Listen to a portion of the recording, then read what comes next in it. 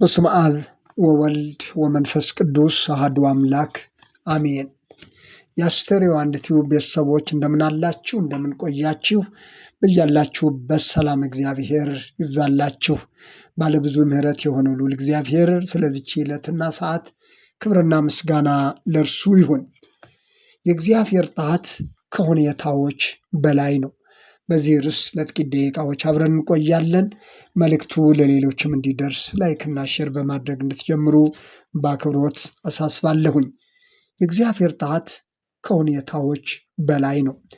የእግዚአብሔር ጣት ማለት የእግዚአብሔርን ኃይልና ስልጣን ሁሉን ቻይነቱንና ከሁኔታዎች በላይ በከበዱብን ነገሮቻችን ሁሉ በላይ ያለውን መለኮታዊ ስልጣን የሚያስረዳ ነው። የእግዚአብሔር ጣት በእንቢተኞችና በሚታበዩ ሰዎች ላይ ተገልጧል። የእግዚአብሔር ጣት በወዳጆቹ ተስፋ በሚያደርጉት ላይም ተገልጧል። የእግዚአብሔር ጣት ለማዳን ተገልጧል። የእግዚአብሔር ጣት ለቅጣትም ተገልጧል። የእግዚአብሔር ጣት ለእውነተኛ ፍትሕ ጻድቅ ፈራጅነቱን ለመግለጽ ተገልጧል። ዛሬም ከሁኔታዎች በላይ በሆኑብን በከበዱብን ነገሮቻችን ሁሉ የእግዚአብሔር ጣት አለ። በሚታበዩት ላይ የእግዚአብሔር ጣት ተገልጧል። ተስፋ አድርገው እርሱን በተስፋ ለሚጠባበቁትም ትድግናውን እግዚአብሔር ገልጧል። የእግዚአብሔር ጣት በልዩ ልዩ መንገድ ተገልጧል።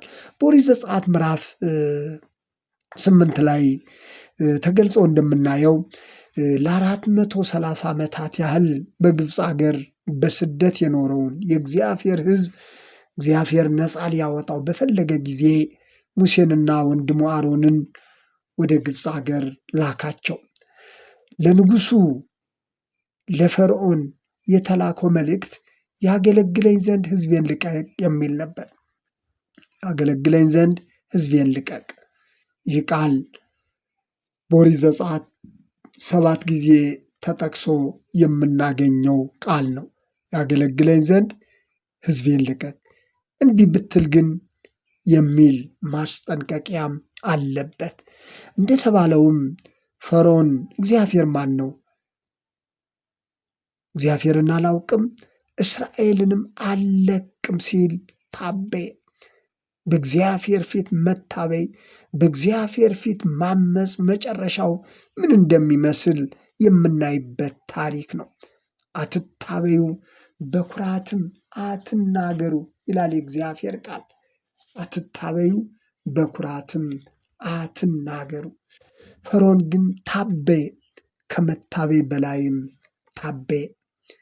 እግዚአብሔር በሙሴ በኩል በርካታ ምልክቶችን በርካታ ድንቅ ስራዎችን በዚች ሀገር ላይ አደረገ።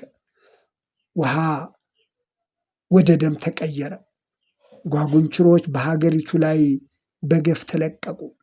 የምድሪቱ ትቢያ ወደ ቅማልነት ተቀየረ። ከሰው እስከ እንስሳ ድረስ በቅማል ተወረረ። የዝንብ መዓት በሀገሪቱ ላይ በገፍ ወረደ። ይህንን ሁሉ ተአምር ይህንን ሁሉ ድንቅ ስራ ያየው ፈርዖን ግን በመታበይ ላይ መታበይን፣ በአመፅ ላይ አመፅን በመጨመር የእግዚአብሔርን ሕዝብ ላለመልቀቅ ወሰነ። በሙሴ በኩል የተፈጸሙትን ተአምራት የተመለከቱት የፈርዖን ጠንቋዮች ሳይቀሩ ይህስ የእግዚአብሔር ጣት ነው ሲሉ በፈርዖን ፊት መሰከሩ። ይህስ የእግዚአብሔር ጣት ነው አሉ። ፈርዖን ግን ልቡን አጸና።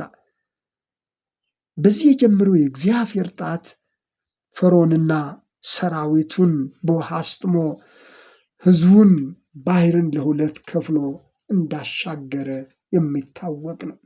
የእግዚአብሔር ጣት ማለት ይህ ነው ወገኖቼ። ዛሬም የእግዚአብሔር ጣት በከበዱብን ነገሮች ላይ ሁሉ ይሰራል። ሁሉን ቻይነቱ አሁንም አለ። እያንዳንዳችን በእግዚአብሔር ጣት ተደግፈን ስንቱን አልፈናል፣ ስንቱን ተሻግረናል። ልበ አምላክ ዳዊት እንደተናገረው ሰነፍ ሰው አያውቅም፣ ልብ የሌለው ሰው ይህን አያስተውልም እንዳለው መዝሙር 91 ቁጥር 2 ላይ ማስተዋል ልብ ማለት አቅቶን ካልሆነ በስተቀር በእግዚአብሔር የምሕረት ጣቶቹ ተደግፈን የኖርንባቸው ዘመናት ጥቂት አይደሉም።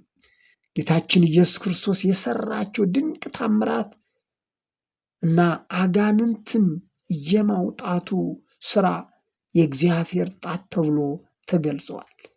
የእግዚአብሔር ጣት ተባለ። ቃል በቃል የተገለጸውን ለመጥቀስ ያህል እንጂ የእግዚአብሔር ጣት በልዩ ልዩ መንገድ ተገልጧል። ወገኖቼ የእግዚአብሔር ጣት ያልተገለጠበት ጊዜ የለም።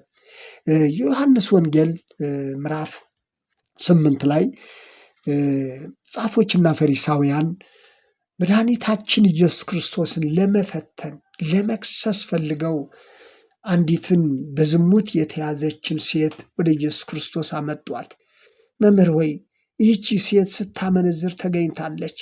እንደነዚህ አይነቶቹ በድንጋይ ተወግረው እንዲሞቱ ሙሴ አዟል፣ በሙሴ መጽሐፍ ተጽፏል። አንተስ ምን ትላለህ?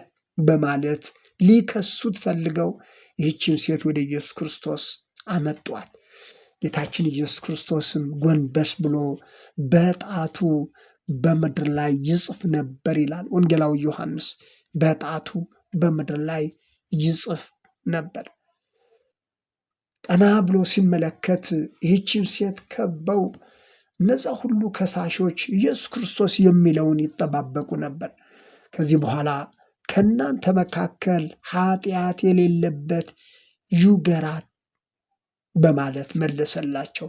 አሁንም እንደገና ጎንበስ ብሎ በጣቶቹ በምድር ላይ ይጽፍ ነበር።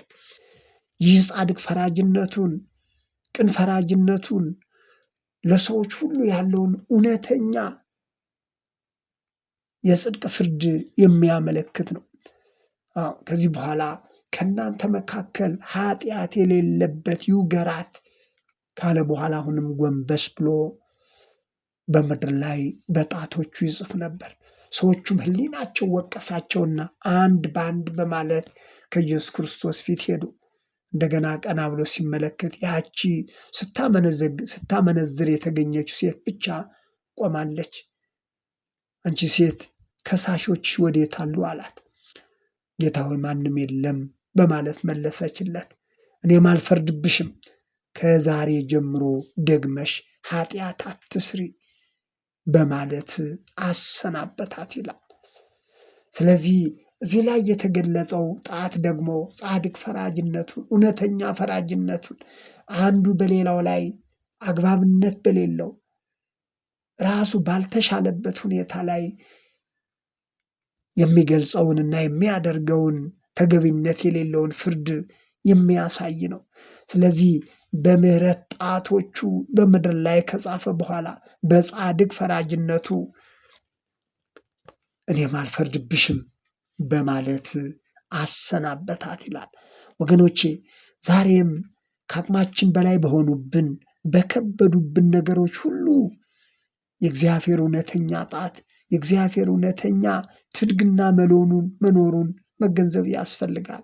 ይህም በእግዚአብሔር ዓይን ቀላል ነው ተብሎ እንደተጻፈ ለእኛ የከበደው ነገር ለእርሱ ቀላል መሆኑን የምንማርበት ታሪክ ነው። በምሕረት ጣቶቹ ተደግፈን ኖረናል። በከበዱን ነገሮቻችን ሁሉ እግዚአብሔር በምሕረቱ ከኛ ጋር ሆኖ ስንት ጊዜ አሻግሮናል። ሁሉን ቻይ የሆነውን የእግዚአብሔርን ድንቅ ሥራ፣ ትድግናውን፣ ምሕረቱን የምንማርበት ታሪክ ነው። በትንቢተ ዳንኤል መጽሐፍ ላይ አስገራሚውን የእግዚአብሔር ትድግናና ጣልቃ ገብነት እናያለን። ወደሚነደው እሳት የተጣሉትን 3 ወጣቶች የእግዚአብሔር ጣት እንዴት እንደታደጋቸው እናያለን። ወደ አንበሶች ጉድጓድ የተጣለውን ነቢዩ ዳንኤልንም እግዚአብሔር እንዴት እንደታደገው አምላኬ መልአኩን ልኮ የአንበሶቹን አፍ ዘጋ ሲል መናገሩ የሚታወቅ ነው። ይህ ሁሉ የእግዚአብሔርን ሁሉን ቻይነትና ስልጣኑን ትድግናውን የምናይበት ታሪክ ነው ወገኖች። በግብፅ ሀገር በባርነት የነበረውን ሕዝብ ለመታደግ ሙሴን ላከ። በአንበሶች ጉድጓድ የተጣለውን ለመታደግ መልአኩን ላከ። የእግዚአብሔር ጣት ማለት ይህን ወገኖቼ፣ ሁላችንንም እግዚአብሔር ስንት ጊዜ እንደታደገን የሚታወቅ ነው። በምሕረት ጣቶቹ ተደግፈን የኖርንባቸው ጊዜያት ጥቂት አይደሉም። ዛሬም ድረስ እግዚአብሔር በምሕረት ጣቶቹ ደግፎን ያኖረናል። የእግዚአብሔር ስም እየተመሰገነ ይሁን። የእግዚአብሔር ጣት ከሁኔታዎች በላይ ነው። የእግዚአብሔር ጣት ከከበዱብን ነገሮች ሁሉ በላይ ነው። እኛ እንዳሰብነው እንደ አቅማችን እንደ ችሎታችን ሳይሆን እግዚአብሔር ከምንችላቸው ነገሮች ሁሉ በላይ በመሆን ስንት ጊዜ እንደታደገን፣ ስንት ጊዜ በምሕረቱ እንደደገፈን ወገኖቼ፣ ይህ ታሪክ የጥቂት ሰዎች ታሪክ ብቻ አይደለም። እያንዳንዳችን የምንኖረው በእርሱ የምሕረት ጣት ነው። በእርሱ የምሕረት ጣት ተደግፈን በይቅርታው ነው የምንኖረው። ስለዚህ ዛሬም ከባድ በሆኑ ነገሮች ላይ ለእስራኤላውያን ያ የ430 ዓመት የቀንበር የባርነት ኑሮ ከአቅማቸው በላይ ነበር። እግዚአብሔር ግን በምሕረቱ እነዛን የዘመናት የሰቆቃ ዓመታት አንድ ቦታ ላይ እንዲቆም አድርጎ በምሕረቱ ታደጋቸው። የተነሱት ባለታሪኮች ሁሉ የተጠቀሱት ባለታሪኮች ሁሉ ወገኖቼ የእግዚአብሔርን የምሕረት ጣት የእግዚአብሔርን ትድግና ሁሉን ቻይነቱን የሚያስረዱ የሚተርኩ ናቸው። ዛሬም እግዚአብሔር ለእያንዳንዳችን እንደዚህ ነው። ዛሬም የእግዚአብሔር ምሕረት እንደዚህ ነው። ይህንን ልናስተውል በከበደብን ነገር ከአቅማችን በላይ በሆነብን ነገር ሁሉ እግዚአብሔር ዛሬም ከኛ ጋር መሆኑን ልናስተውል ልብ ልንል ያስፈልጋል። ሁሉን ቻይ የሆኑ እግዚአብሔር ስሙ የተመሰገነ ይሁን።